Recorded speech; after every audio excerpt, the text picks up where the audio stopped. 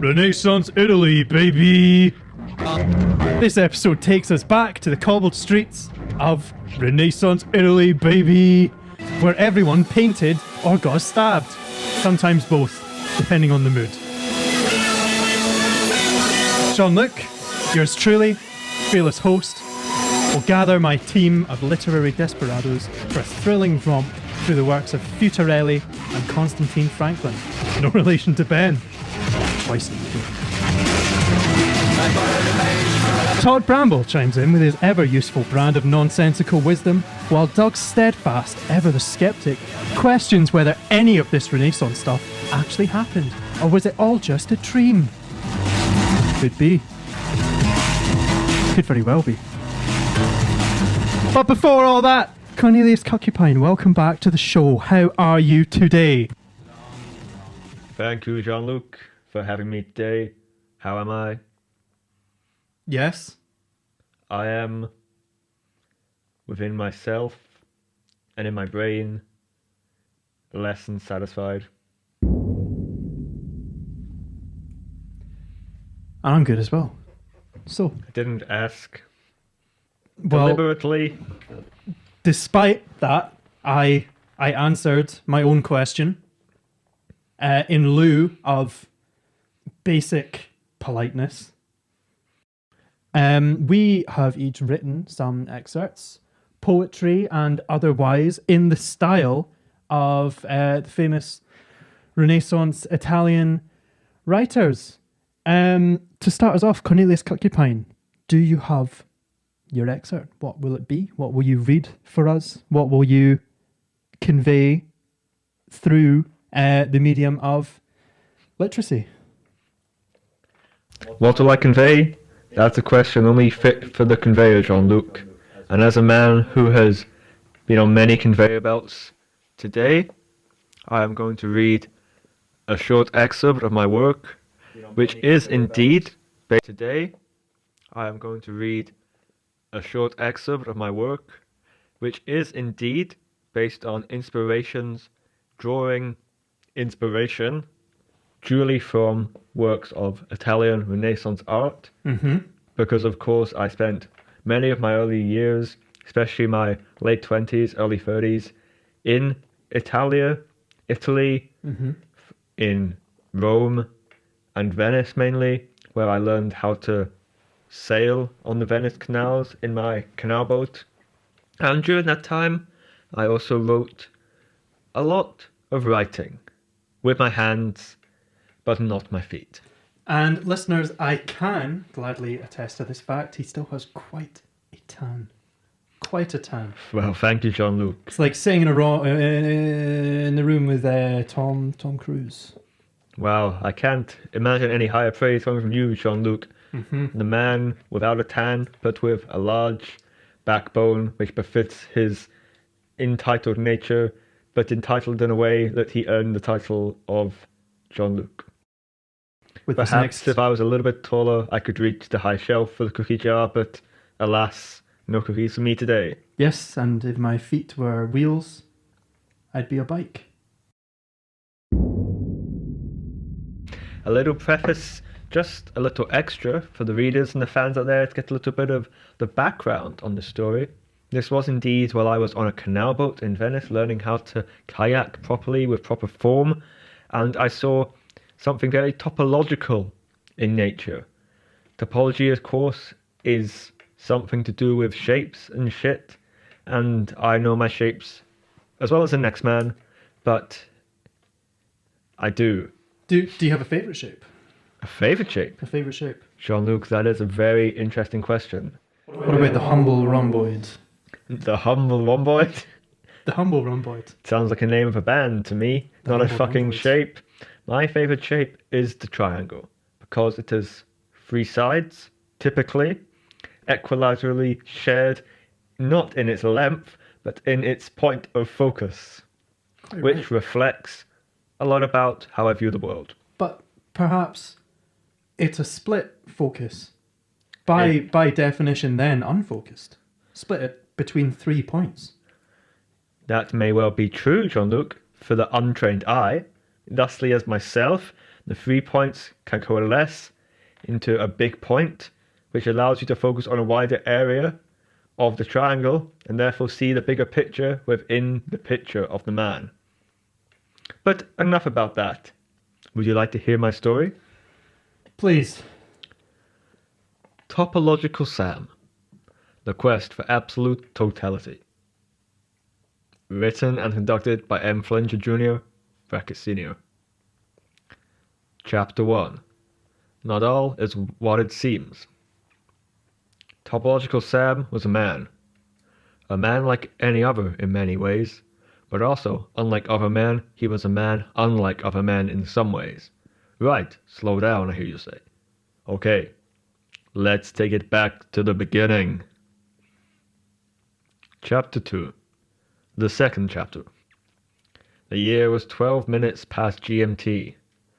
The sun was rising in the sky like an old wise man rising from a deep sleep. The day was fresh and new, like the fresh, sweet fruit of a tree, ready to be picked and enjoyed, like nature's candy. Topological Sam was awoken from his slumber by the birds chirping outside his bedroom window. Their bird song was like an orchestra of nature, performing a live concert just to his enjoyment. He relished his fortune that this was the start to his day.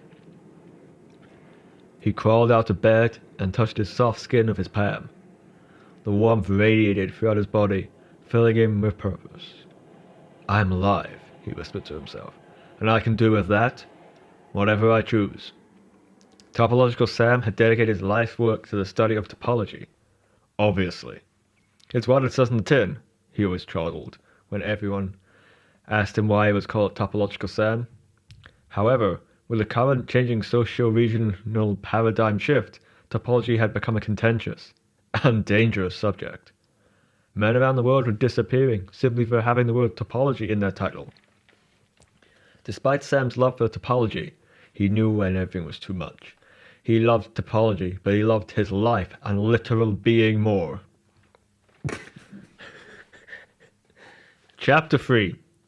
Like the second chapter, but the chapter after that. Of course, it was not long before Sam abandoned his topology career and fled for the hills. He then changed his name and became Totality Sam, as totality was kinda close to the word topology.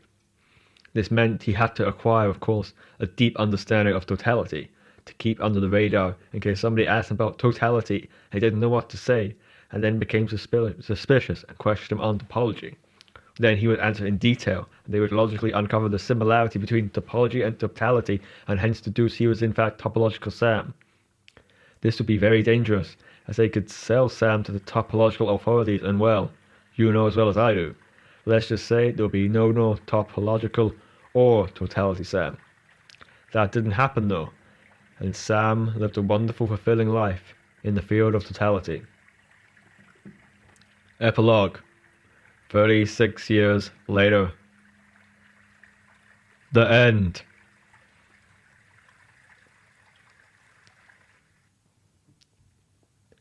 Brilliant. Let's continue. Good.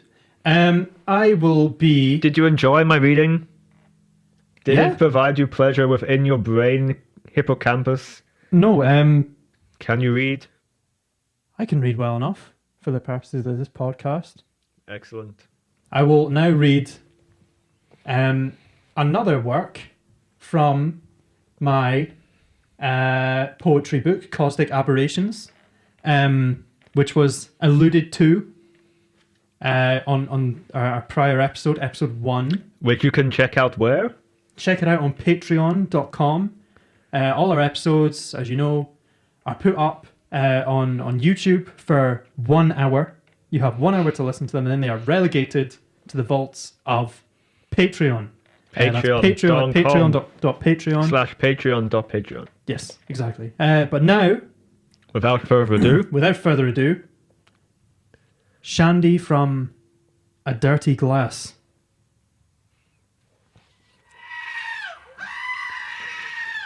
K-Zap slap aristocrat, make my drink a Collins.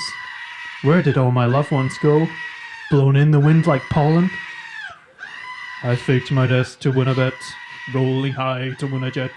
But then my wager wasn't met, I had to go to Turkey. Istanbul, Eastern Fools. Ain't that a woman's name?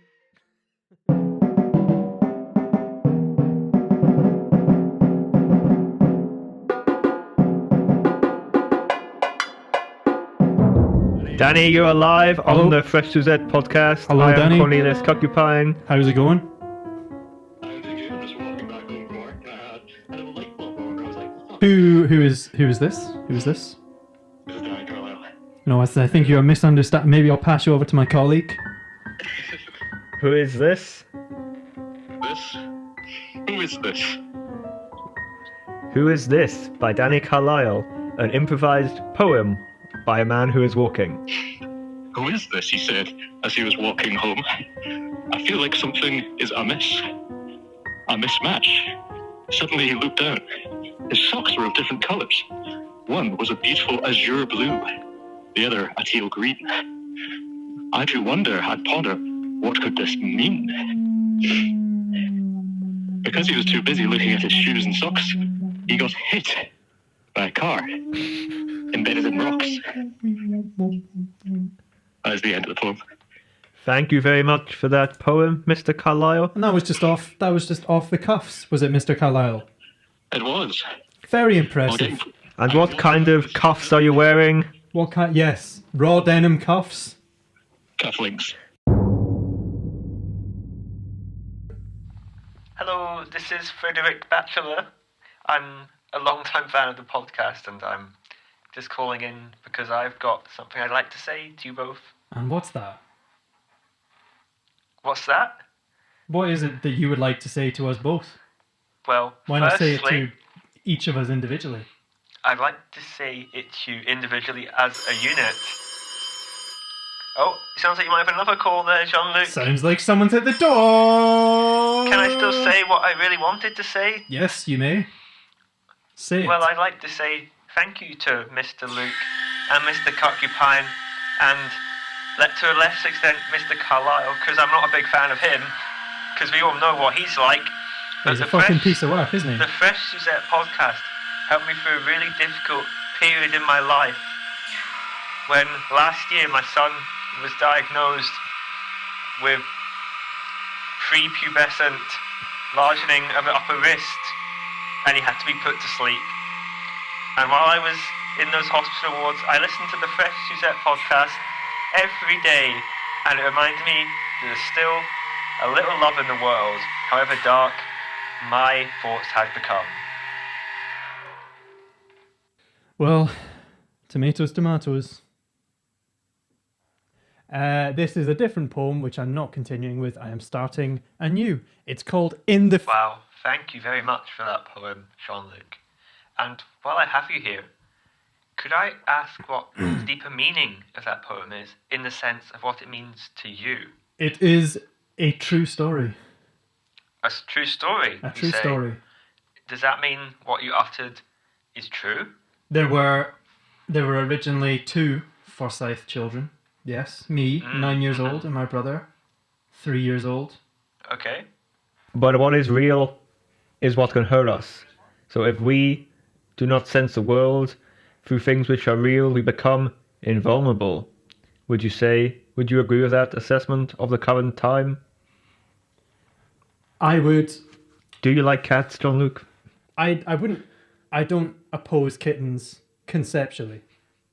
What if it's really cute and fluffy and it's little tiny paws and little whiskers? And you just want to give it a little cuddle. I could be bribed to pet a kitten. That just shows how infallible your personality is. I have an excerpt to read. But you just read. No, but I have another one though. It's a different one. Do you like the colour red or do you prefer green? Red. Red, red, the day we wed. Redder was her vagina as the baby re-entered.